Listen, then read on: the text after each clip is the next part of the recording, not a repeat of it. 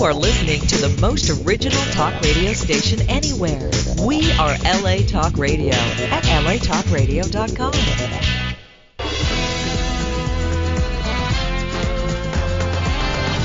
You're listening to Oscar's Guitar Shop with Oscar Jordan, right here on LA Talk Radio. All right, now look, Fopper, I'm a patient man. That's what 19 months in a Vietnamese prison camp will do to you. But I will be watching you, studying your every move. And if I find that you are trying to corrupt my firstborn child, I will bring you down, baby. I will bring you down to Chinatown.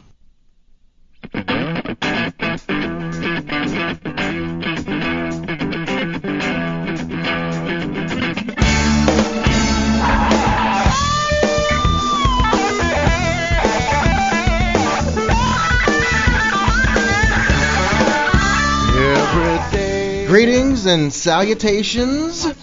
Welcome to another episode of Oscar's Guitar Shop. I'm Vintage Guitar Magazine contributing writer Oscar Jordan, and I am burdened with glorious purpose. Yes, I am. I am. I swear to God I am. I am not lying. Glorious. I'm very happy to be here. And I'm glorious that I could be here for you, because I'm a caring nurturer. If you'd like to support Oscar's Guitar Shop, go to oscarsguitarshop.com, click donations to the show. Check this out. If you donate $30 or more, you'll be entered into the Oscar's Guitar Shop sweepstakes, where the winner will receive a 1-year subscription to Music Connection magazine and an analog mic modded DS1 distortion pedal. It's the one I own, and it's very cool. I got two, so I'm cool. But I'm going to give you mine if you contribute $30 or more. You'll be I'll enter the sweepstakes, I'll draw, and it'll be great. The winner will be announced on August 9th on that episode. Go to oscarsguitarshop.com. Do it and win. Oscar's Guitar Shop is powered by Music Connection magazine, informing music people, industry professionals, and support services since 1977. Visit them at musicconnection.com. Also, True Tone Music. Visit them at truetonemusic.com, making your music come to life. And last but not least, Mojave Ampworks. Visit the Oasis of Tone at mojaveampworks.com. Find out what Peter Frampton, Billy Gibbons, and George Lynch are talking about. Mojave Ampworks. And now, it's time.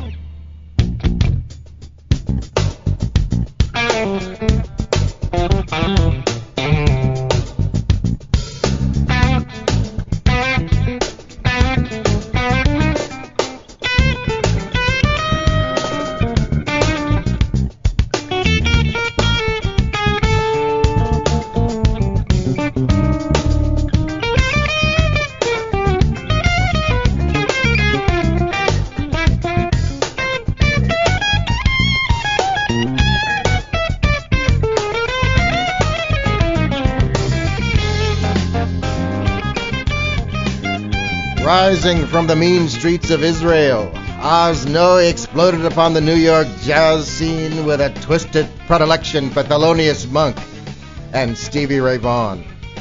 He's Jeff Beck meets John Scofield at a party at Mike Stern's house, sitting in with James Brown's band. Armed with a brainy gift for orchestrating guitar effects without them orchestrating him, he plays from the soul, the heart, and the crotch. He's a true guitar hero of the New York fusion scene with a Paul Schaefer-like talent for taking jazz, funk, and pop concepts and imbuing them with new life. With a proclivity for demonstrating and deconstructing blues and transplanting them into a variety of alien bop funk environments, Noy has been kicking out one cool album after the next. His last album, Twisted Blues Volume 1, was a fine stylistic marriage of the flavorful musical ingredients that made Oz Noy the unique composer and guitarist that he is. Ladies and gentlemen, it is my sincere pleasure to introduce to you Mr. Oz Noy. Give it up for Mr. Oz Noy.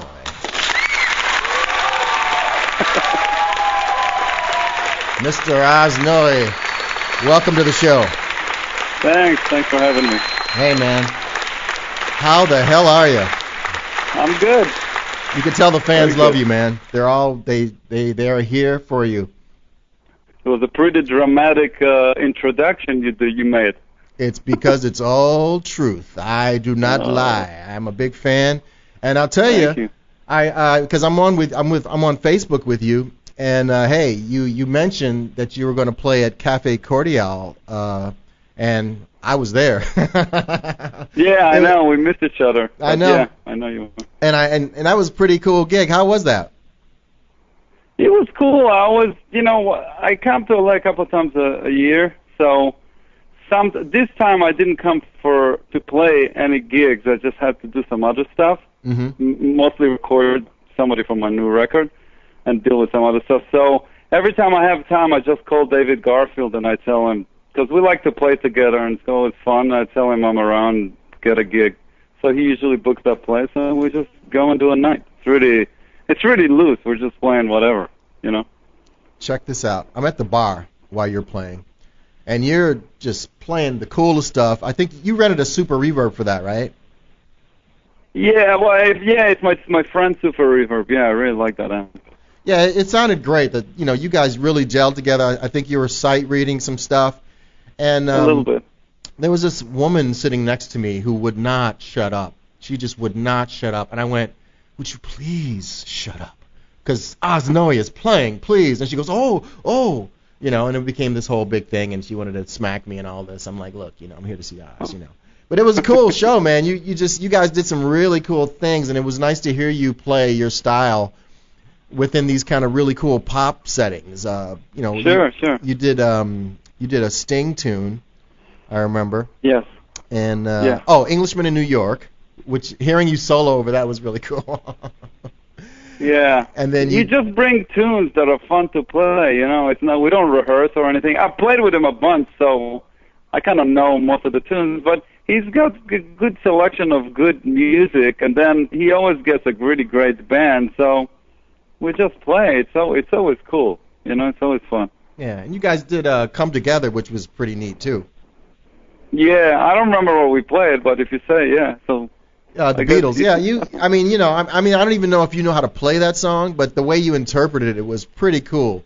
It had that Actually, to be totally honest, I used to play that song in different situations instrumentally. So actually, that's one of those tunes that I actually used to play. Mm-hmm. Oh, so you were ready. Yeah. Very cool. So, yeah. I also I saw you on TV. Did you know? Did you know that you were on TV? No, maybe, but with who? You were in the pit, not the pit, but you were on stage for the Hall of Fame, Songwriters Hall of Fame. Oh, the Songwriter Hall of Fame. Yeah, you're right. I didn't know he was on TV. Oh yeah, you were like I said, oh my God, that's Oz Noy, and he's sight reading like crazy. Yeah. That's an intense gig. Yeah, I did that. That was really great. We played with we played with like Sting and the Aerosmith guys like Steve Tyler and Joe Perry and Alison Krauss, and I can't remember. There was a lot of people. Air Foreigner, Nickelback, a bunch of different artists. It was great. How do you get it? It's like the Grammys of the songwriters. So every year they're inducting different people. That's very cool. How do you get a gig like that? In this specific situation, the guy that is the musical director for those gigs, I'm in a band with him. I played on his last record. His name is Rob Mattis. He's actually one of the best musicians I've ever met in my life. He's really one of the best musicians I've ever met. He's extraordinary. So I'm very lucky that last year he called me to play on his record, and we did a whole record, and it's kind of a band. It's Rob Mattis, and I forget the name of the band right now, but it's like we're a group. So that's the connection, and then when they did this, he was the musical director, so he just called me to do it. Wow, that's very... Yeah. It's great when they just call you, Yeah, it's always great when they call. Because you don't have to, there's most people that I know, they're jumping through hoops to get gigs. They're on the phone, they're making connections, they're shaking hands, but you're at the level where people know you, and you do great work, man. So there you go. That's how it works. Thank you. Yeah, I actually really like doing those things because I just like playing different type of music. And in this case, I really love pop music. I always did. I still do, and I'm really connected to that stuff. So for me to play some of those songs with the actual guys, like playing Walk This Way with the Aerosmith guys, that was like, I was freaking out. You know what I mean? Like stuff like that, I'm really digging that. Well, that's really cool. How much rehearsal did you get to prepare for that? Very, very little. It's very, very stressful. Yeah. It's still like the last minute, you don't really even know what songs, and then they send you like 14 or 15 songs, and you have to really, really do. It's really hectic. It's like 2 or 3 days of your life that, you're just really not. You can't do anything but that. Like literally, like just do that and go to sleep, and you know what I mean? Yeah. It's pretty intense, but it's great, and I guess you have to have the skills to be fast enough to do that kind of stuff. And I've been doing this kind of, like recordings or whatever, or playing this kind of gigs for a while. That I can kind of handle it. It's not easy, but yeah, I can kind of handle it. It's for most musicians, they're ones I know anyway, they're basically working on their craft of the instrument they've chosen, but it's a whole other skill set to remember stuff really you have a short amount of time to learn something and remember it and play it back perfectly. Absolutely. That's a whole other set of skills, It's like you would call it like the studio musician set of skills, or like, I don't know, the sideman. It's more like a studio, because if you go and if you do enough studio work, you have to really come to the studio and cut it really quick, Yeah, so the guys that are, can articulate and do it really quick are the guys that usually do all the studio work. Wow. So you got to play some Aerosmith, man. That's awesome. Classic rock. Yeah, it was great. Did you throw some bop lines in there? Did I what? Did you throw some bop lines in there? Yeah, right. And get him fired? No. I don't think so. You have to play the gig, The thing with me is because I have my own band, so I have plenty of time and space to get my thing going, like, get my artistic, performance going every week, sometimes a couple of times a week. So for me to do sideman stuff where I just have to be the guy in the background playing parts, I love it. I don't miss, like, playing solos or trying to, do fancy stuff. I just like doing it because I have my space that I do that other stuff, Right. I kind of always did that, so to me, doing those kind of other gigs is great. Yeah, and I was on your website at oznoy.com, and you get plenty opportunity to get your yayas out because you're at the bitter end all the time. Yeah, I'm there when I'm in New York, I'm there every week, yeah. So you get to do whatever you want, and then when you're on the clock, it's play a Sting song, right? Yeah. Do you remember what Sting song you did? No, we played an Elton John song that Sting sang. Oh. Saturday Night, all right, one of those. Very cool. Well, they were inducting Elton John, so. Yeah. Well, I noticed, I've been stalking you on Facebook because we're friends, but I noticed that one of my you have a picture on there with one of my former guests, which is Lyle Workman. Of course. And so he was you're working with him on something, right? Your next record? No. Lyle was a good friend of mine for a while, and I already did that before.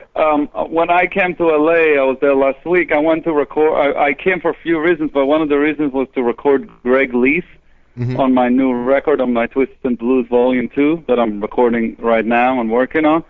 So Lyle's got a nice studio at his house, so I just went there with Greg and we recorded the track. I did the same thing about 4 years ago when I was recording Schizophrenic. I had Steve Lukather play on the track, so it was the same thing. I just called Lyle and I went to his studio. He's got really great guitar amps and a nice place, so he's just like a friend of mine, and he kind of helped me, track. Lyle's an amazing dude. I've interviewed him a few different times for some magazines, and he's been on the show, and he's funny, and like you said, he has very cool gear. No, he's a serious dude. He's definitely a serious guy, Yeah. Well, I know you're working on your forthcoming record, Twisted Blues 2, but it's the sixth. But this is the second one, right? The second Twisted Blues album. Oh, yeah, the second Twisted Blues, yeah. Yeah, this is Volume 2. Yes. And for people out there in Radioland who have not heard one, they should check it out. It's really good. I want to give people a taste of some other stuff that you do. I want to play a track off one of my other favorite albums you have called Schizophrenic. Okay. And it's the title track. Just hang out. I want to play this track so I can show you off to people, and I'll be right back.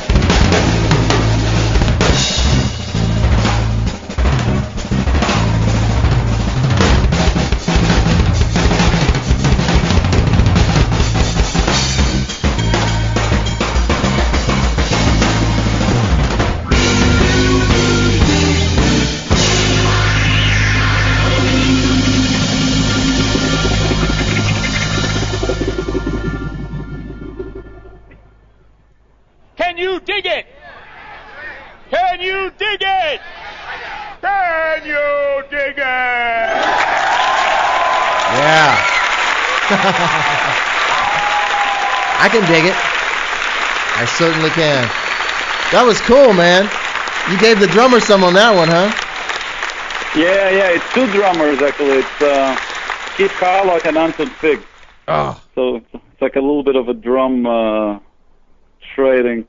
Yeah, that was Keith is bad. I first became aware of him with Steely Dan when he was touring with them. Yeah, sure. He like stole the show. I saw him on twice that year, I think, when he was on tour, and just amazing. He's amazing. Yeah, he's one of a kind. It definitely is. So you got to give me the inside scoop. How's the new record coming along for what you've done so far? Well, I think it's gone really, really well. I'm doing it different than I usually do it, which is but part of it was kind of out of my control. But I had to spread the recordings for a much longer period of time. Usually, I always use very specific guys, so it's always a little tricky with scheduling the sessions. But on this record, I guess it was like super hard to get the guys that I want. So it's been spreading throughout the year, and I actually like it a lot because it's very stressless.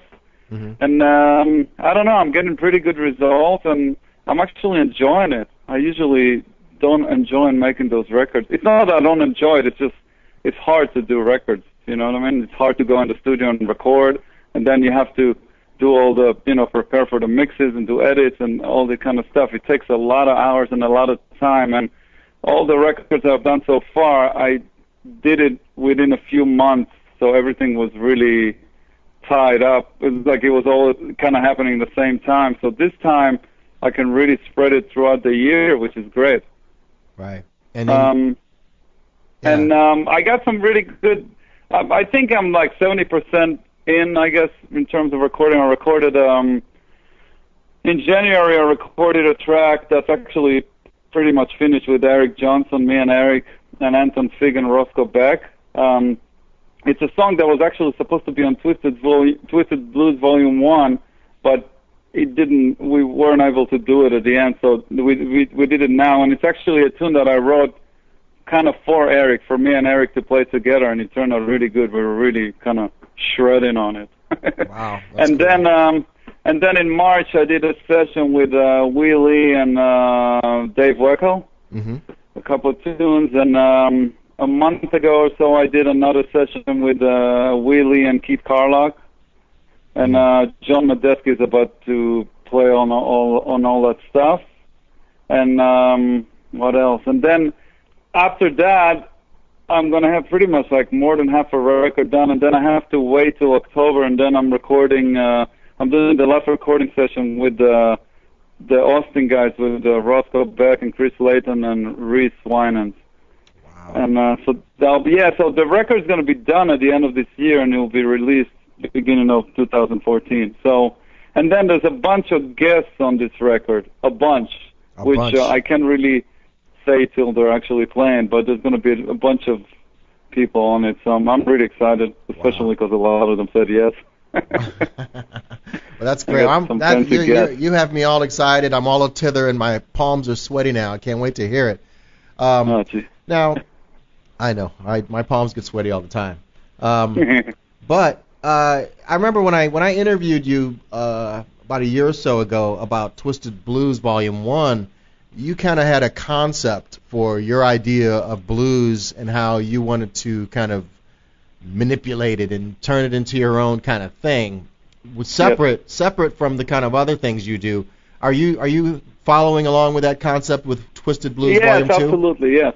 Because I kind of had enough ideas for 2 records. So after this next album, I'm not going to do more Twisted Blues. I'm kind of done with it, But I definitely keep the same idea and format, and I actually am coming up with some more stuff. So I'm actually really excited about it. Yeah. I feel like once I have Volume 1 and Volume 2, it's like a real statement. You know what I mean? It's like a whole thing. where I think I really kind of took some of those blues forms and did my thing on them, you know? Right. Which I'm very proud of. I was able to, because I've been planning on doing this thing for years, like literally years, maybe 10 years or more, you know? So it's been like cooking for a long time. Yeah, I remember that. And, you know, I was, I really like your approach to how you're composing. I got up this morning and I worked out with you on your DVD, your workout DVD. Oh yeah. I worked out with you, and I got my mojo going. Ladies and gentlemen, Oz Noy has these instructional DVDs that are available on his website, and one of them is a Oz Noy play along workout DVD. And what he does is he takes a few of his songs and he explains how they're deconstructed and teaches you how to play them, and then you get to play them with his band. And they're just really great, not only for playing with a cool band, but for example, Epistral Funk, you explain how you came up with your ideas, and the kind of, you know, for say a blues player could look at that and go, wow, you know, you can hear the changes through the riffs. And it's like I pretty much, it's a play. There's 2 instructional DVDs. They're actually on jazzheaven.com. You can get it through my website. But one instructional DVD is a 2.5-hour lesson where I just give a guitar lesson with my approach, and with a play along to that. And I'm actually explaining all my approach through a blues, which is really kind of easy to understand. And then the DVD that you're talking about with teaching my own tunes, a part of the idea was not only to do the play along and to teach my songs, but to talk about, you know, how I wrote them and what I gravitate towards when I write stuff and how I get to where I get when I write. So, I don't know, I think it's pretty useful. Oh, it is, because for anyone who has, you know, trouble composing or is intimidated by the idea that I'm going to write a song, the way you explain how you came up with just one melodic pattern, a riff, and just went to the next idea based on the first idea, is just like, that's how it is. It's like you just fall down the stairs, one thing leads to another, and then next thing you know you have a song. And it's just really cool how you just explained all that. And not to mention on the first DVD where you're just giving a lesson, just, you know, being able to work through diminished patterns and whole tone scales in time. It's just really very, very helpful. Very, very helpful.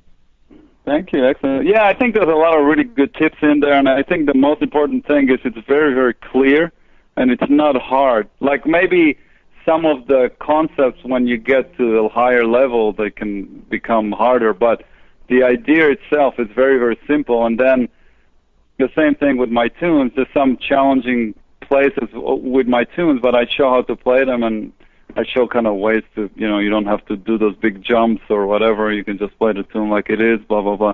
So I think it's very useful. There's some good tips in there. Yeah, I got some great sequences out of, you know, playing some of those scales, or like playing kind of passing tones, going to other chords, and using sequences to go to the next chord. Really, really good stuff. I learned a lot. I appreciate you sending me those. Sure, thank you very much. That's great. I would like, if I could, to play a track from Twisted Blues Volume 1. This is one of my favorite tunes. Very, very cool. It's got a lot of interesting things and concepts and ideas from all over the place, and you do it in your own special, unique way. It's called Whole Tone Blues. Ladies and gentlemen, check this out.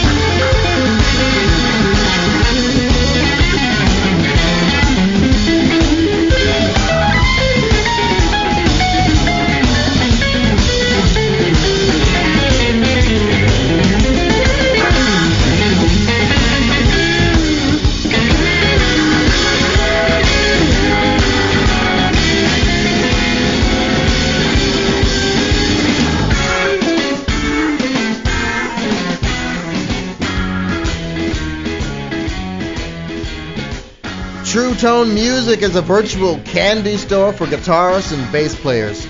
They're world famous for having the best selection of new and used and vintage guitars in the Los Angeles area. Located at 714 Santa Monica Boulevard in the city of Santa Monica, True Tone Music offers the widest selection of exceptionally high-quality guitars and basses. They stock name brands like Fender, Gibson, Guild, Epiphone, Gretsch, and much more. It's where the top names in the music industry shop for guitars, basses, amps, boutique pedals, and accessories.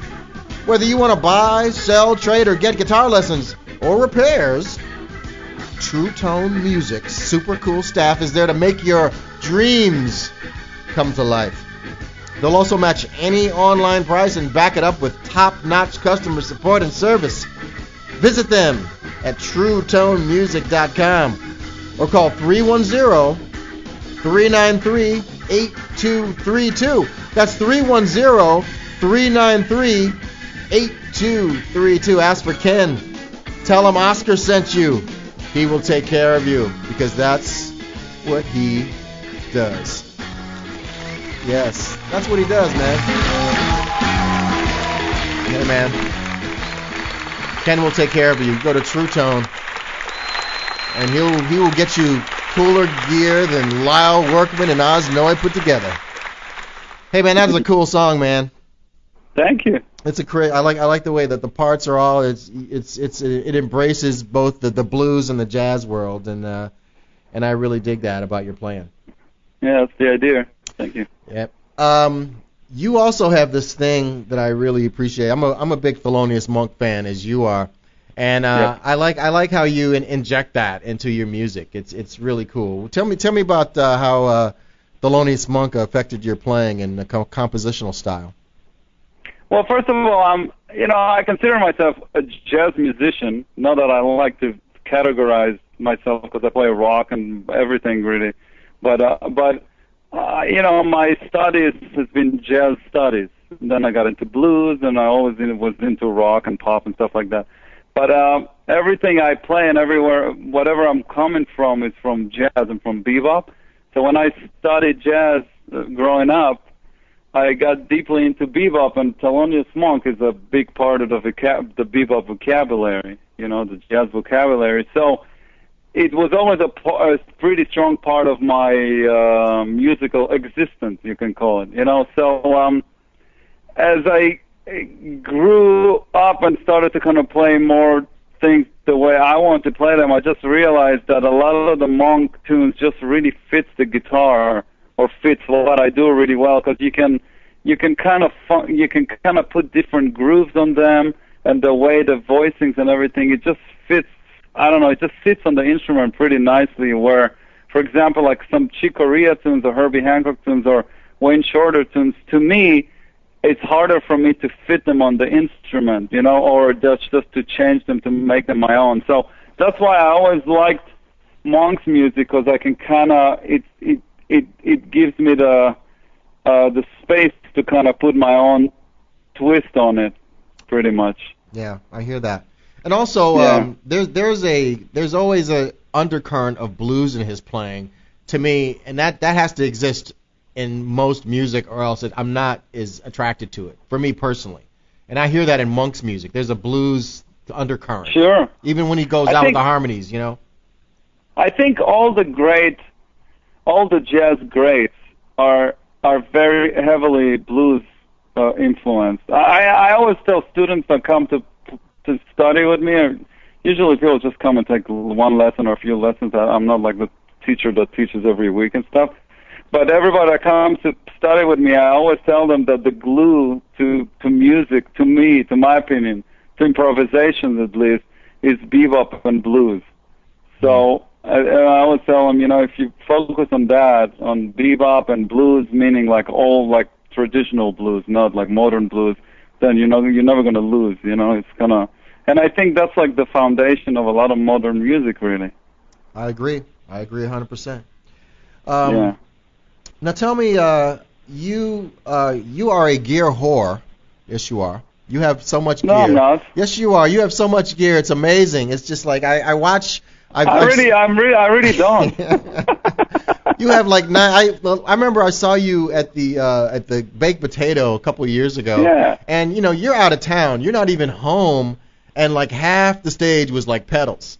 It was just amazing. Yeah, because I use pedals in a certain way, so I need big pedal boards. But it's not out of the ordinary. I've seen people that has way more stuff than I do. Yeah. Well, you're no Joe Satriani, but who is?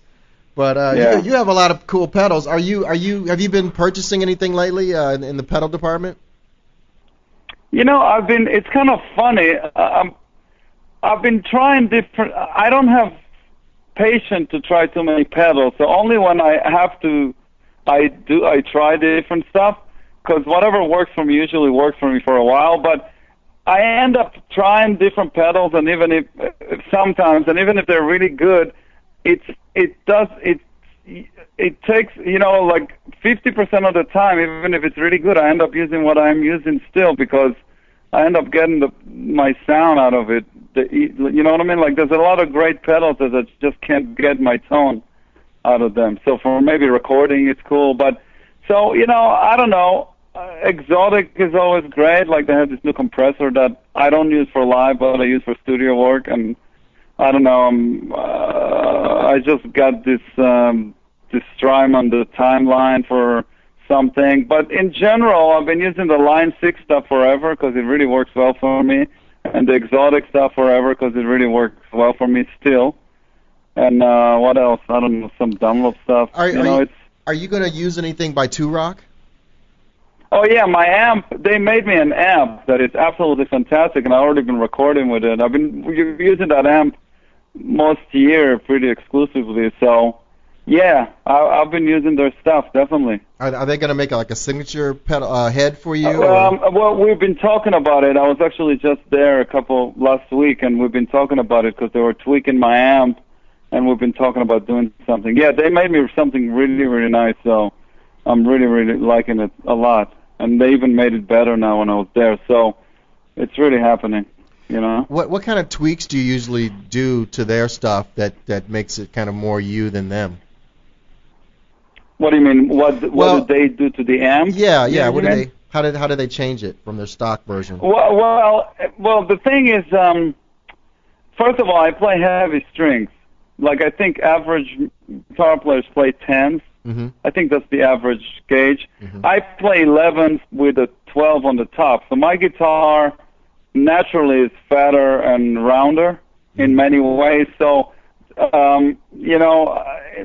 the EQ in my amps is a little different than the EQ if you have a guitar with 10s. So I have to have the stuff react a little differently.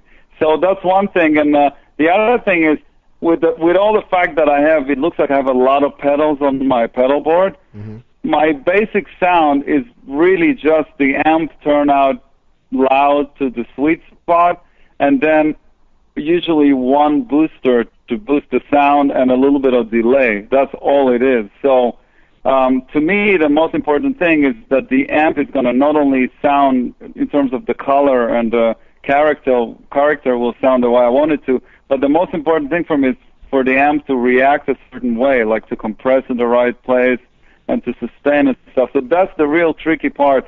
And that's the thing that Two Rock actually has naturally. Like, that's the first thing since I got any of their amps, since before even they built me the custom thing, was that their amps just react absolutely fantastic. The EQ is what we're more working on because, I like I'm more into like the kind of more like a vintage kind of either Marshall or Fender tone. So, we were kind of working towards that direction. But the main thing is that the amp is going to react and not be too soft or too loud. It's pretty tricky, because if I play it a little too soft, it's not going to sound as good. If I play it too loud, then it started to, get too dirty.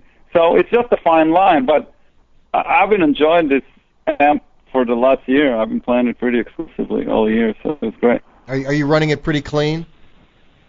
Yeah, well, what it is, it's a Dumble copy. So it's not a Dumble copy, but it's based on a Overdrive Special by like a Dumble Overdrive Special. I don't use the gain channel, although it's fantastic. I just don't use it. But I use the clean channel, and there's a master volume and gain. So I use it clean, but I use it clean to the point where it compresses. If it's too clean, I can't do my thing. If it's too distorted, then I started to sound like everybody else that has distortion on his guitar. So my thing is very specific. So the amp has to be kind of, like reacting well, but still be clean. Right. The sweet and then spot. I put all the boosters come from my board. So I pretty much have 2 or 3 different boosters, I call them, like overdrive, the fuzz, or whatever you call it. And that's what I do. But if the amp is in the right spot, then all those boosters do is they're basically just kind of magnifying the sound of the amp, really, Are you still using the exotic RC booster? Yeah, of course, on all my boards. Yeah, I love that. I have that on my board, too. Love it to death. Well, hey, we've come to the coolest part of the show. It's toward the end, and it's the part of the show where we ask the burning question. Oz Noy, are you ready for the burning question? Am I? Yes. I think you should be ready. I think you're ready. How do you compose away from the guitar? Ooh. Well, I don't compose away from the guitar, but I think I may. The only thing I can say is I may hear some melodies or some grooves. Mm-hmm. And then so that's the. I guess I composed some stuff where I heard some cool drum grooves that in my head, and I then programmed them or something, or the same thing for melodies. Yeah. Do you have any kind of like recording device that you're in your car or something that you can? Yes. You can sing Yeah. Of course. Either on my iPhone I record or whatever. Whenever I am, I used to, before I had an iPhone, I used to call home and leave messages on my phone. I remember specifically in one situation I had a drum groove and I was in New York somewhere in the street and I called my home phone and I started to sing the drum groove. Very cool. Well, you know what? That was the correct answer. iPhone. Yeah. Well, hey, man. Well, I want to thank you so much for being on the show. I'm very grateful to have you on. It's very, very cool. I'm a big fan of yours, as you know. And thank you. Come on anytime. I can't wait to hear the new record, and I'm sure it's going to be great. Thanks so much. That's our show. I'd like to thank our guest, Oz Noy.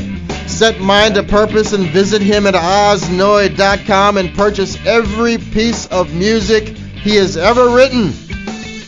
We'd also like to thank our sponsors, Music Connection Magazine, informing music people, industry professionals, and support services since 1977. Visit them at musicconnection.com. Also, True Tone Music. Visit them at truetonemusic.com, making your music come to life. And last but not least, Mojave Amp Works. Visit the oasis of tone at mojaveampworks.com. Find out what Peter Frampton, Billy Gibbons, and George Lintz are talking about. mojaveampworks.com. Hey, donate $30 or more to Oscar's Guitar Shop and be entered into the Oscar's Guitar Shop sweepstakes. The winner will win a 1-year subscription to Music Connection Magazine and an analog mic modded Boss DS1 distortion pedal. Go to OscarsGuitarShop.com. Do it and win. Tune in next week when our guest will be Paul McCartney Band guitarist Brian Ray. Take care of yourselves. Be nice to each other. See you next week. Same bat time, same bat channel.